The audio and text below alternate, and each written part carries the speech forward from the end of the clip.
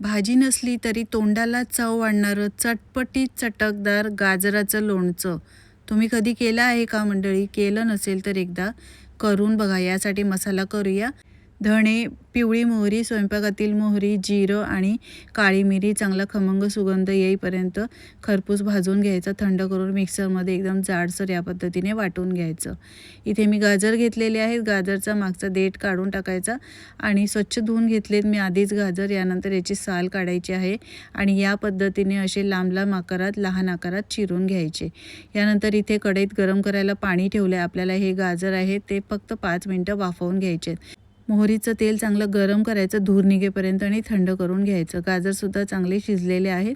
आता ज्या बरणीत लोणचं सेट करणार त्याला हिंगाची धुरी द्यायची. गाजर पूर्णपणे थंड करायचं आणि कपड्यावर असं सुती कपड्यावर काढून पूर्णपणे पुसून घ्यायचे आणि एकदम कोरडे करून घ्यायचे. मिक्सिंग बाउलमध्ये काढून वाटलेला मसाला, मीठ, हिंग, हळद, लाल तिखट आणि अर्ध तेल घालायचं आहे. थंड केलेलं, थंड करूनच घालायचं. लिंबाचा रस घालायचा, मिक्स करून घ्यायचा आणि स्टोर करून ठेवायचं आहे बरणीत. तुम्ही सुद्धा या पद्धतीने करून बघा.